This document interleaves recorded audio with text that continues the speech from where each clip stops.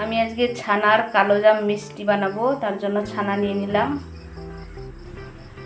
ছানাটাকে ভালো করে ম্যাশ করে নিব।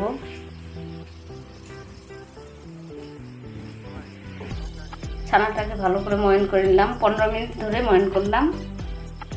ছানাটা ভালো করে না ময়ন করলে মিষ্টি ভালো হবে না। দেখুন এইভাবে যেন হয়, আটার মতো হয়ে গেল একবারে। এবার আমি 1 কাপ গুঁড়া দুধ নিয়ে নিলাম, 1 কাপ ময়দা, অল্প একটু বেকিং পাউডার, 1 চামচ সাদা তেল নিয়ে নিলাম, আপনারা ঘিও দিতে পারেন, 1/2 চামচ চিনি। ময়দাটাকে তেলটার সঙ্গে ভালো করে মাখিয়ে নেব। তেলটা মাখানো হয়ে গেছে, এবার আমি সবগুলো একসঙ্গে মাখিয়ে নেব। গুঁড়া দুধ, ছানা সব একসঙ্গে ভালো করে মাখিয়ে নেব।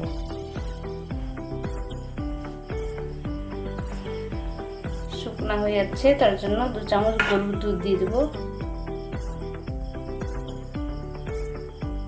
এবার মাখিয়ে নেব ভালো করে।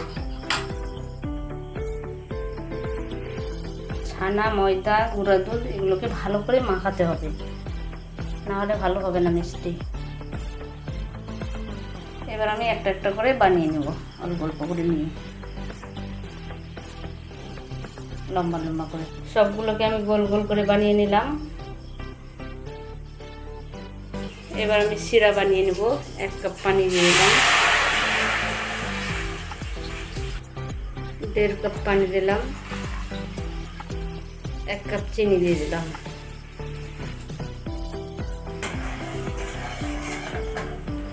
একটু এলাচ দিয়ে দেবো, একটু লেবু দিব চিপে, তাহলে শিরাটা ভালো হবে।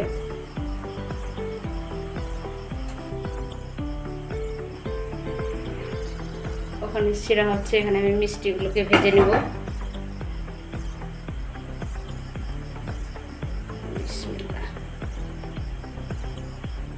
গ্যাসটাকে কমিয়ে দিয়েছি, এবার মিষ্টিগুলো দিয়ে দেবো। বেশি গরম করবো না, অল্প গরমই দিতে হবে। বিসমিল্লাহ।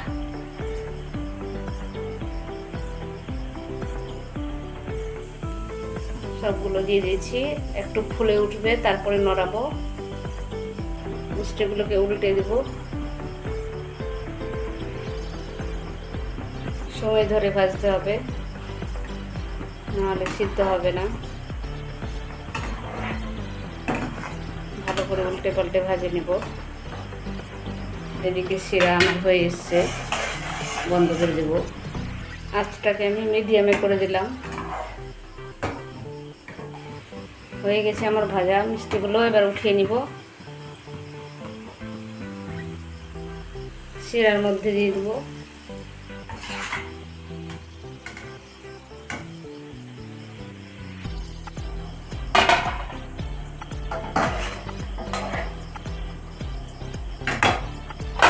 মিষ্টিগুলোকে এবার 5 মিনিটের মতো জাল করে নিব, ঢেকে দিয়ে। মিডিয়াম আছে। হয়ে গেছে, মিষ্টিগুলো ফুলে কত বড় বড় হয়ে গেছে দেখেন। এবার আমি ঠান্ডা করে কিছুক্ষণ পর ভেঙে দেখাচ্ছি। ঠান্ডা করার জন্য কিছুক্ষণ রেখে দেবো, 10 মিনিটের মতো। উঠিয়ে নেব এবার আমি মিষ্টিগুলোকে।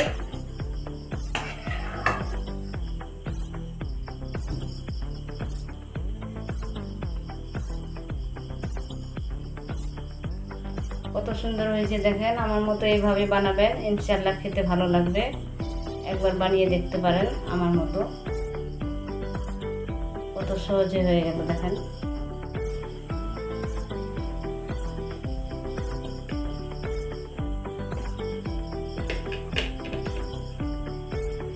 এটাও কত সুন্দর হয়েছে।